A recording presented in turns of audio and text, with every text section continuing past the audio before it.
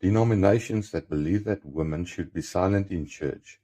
should then also not permit the women in their churches to be in their worship leader teams, or sing and praise in the church in general,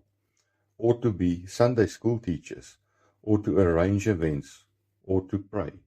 or to prophesy,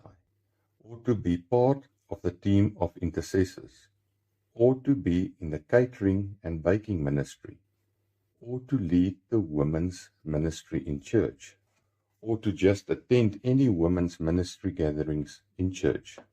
or to arrange church camps and to lead, preach and minister at these church camps.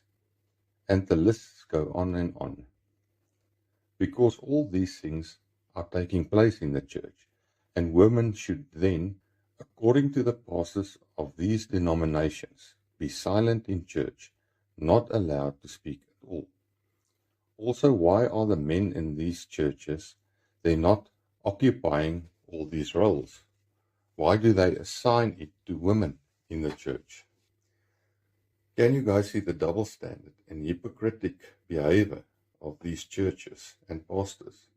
that say that women must remain silent in church?